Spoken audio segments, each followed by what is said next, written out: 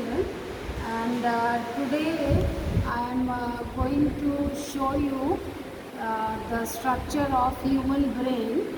And although the model is not very clear, otherwise also if you see the very good model or the specimen of the brain, the most part is occupied by the one brain only. So that I will tell you just now.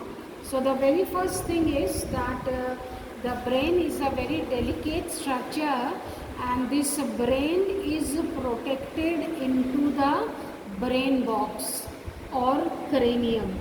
So brain box or cranium, it is made up of 8 bones, and all these bones, they are fused together, so they form a box like structure, and inside that box like structure the brain is protected. Then the brain is covered by very thin membranes, and these membranes are known as meninges. So the outermost there is a thick fibrous layer which is known as dura mater. Then the inner or the middle thin web-like layer, that is known as arachnoid, and the innermost thin vascular membrane, that is known as pia mater. So the brain is covered by 3 membranes: dura mater, arachnoid and pia mater, and in between the membrane there is a fluid filled, and that fluid is known as cerebrospinal fluid, and this cerebrospinal fluid protects the brain from the shocks and the injury. Now children, you see in this model that the different parts of the brain, and you see actually it is packed inside. I cannot open it, but you can see that the one structure which is the largest most, and from this side also you can see that this pink color structure which is the largest, this pink color structure, and here also you can see this pink color structure is which is the largest structure, and this is known as cerebrum. And you see children that this cerebrum is not plain, it is convoluted, means there are many ridges and furrows in this, and these ridges and furrows, they increase the surface area of the brain, or when they increase the surface area of the brain, so the brain is made up of neuron, so more surface area means more neuron, so and the deeper the furrow, the person is having vigorous mind. So these ridges are known as gyri, G-Y-R-I, and the grooves are known as sulci. So the outer this structure is known as cerebrum, and cerebrum is a hollow structure, and inside the cerebrum it has 2 parts. The outer part is known as cortex, and cortex is darker in color, and the inner part is lighter in color, and that is known as medulla. And why the outer part is darker in color? Because all the neurons cell body is present in this. You know children that neuron is a cell, or nerve is a cell. So nerve cell is having 2 parts. So one part is its outer structure, that is known as cell body, and then the axon. So cyton and axon. So all the cytons are in the gray part, and all the axons are in the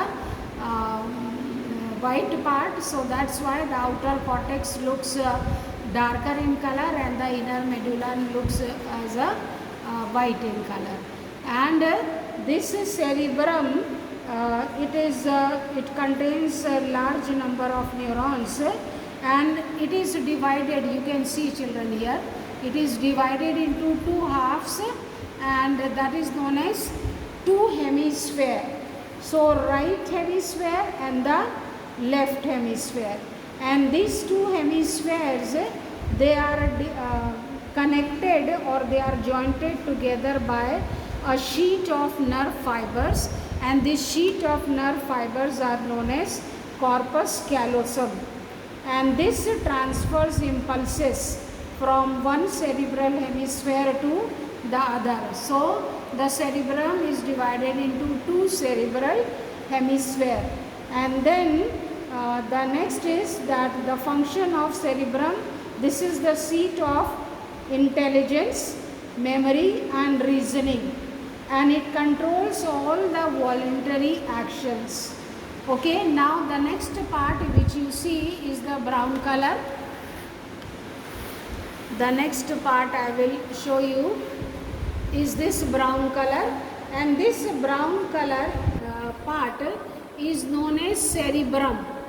This brown color part is known as this pink color is cerebrum, and this brown color part is cerebellum, and this cerebellum or little brain, and it is located under the cerebrum. You can see very clear, this is the cerebrum, and this is brown color is cerebellum, and it is present under the cerebrum, and its function is that it has no convulsions, and it coordinates muscular activities and maintains body equilibrium. The function of the cerebellum is that it coordinates muscular activity and maintains body equilibrium. And then the next, you see this white color structure. This white color structure is medulla oblongata. So this, and here also you can see medulla oblongata. So this is the lowermost part of the brain, and this continues as a spinal cord.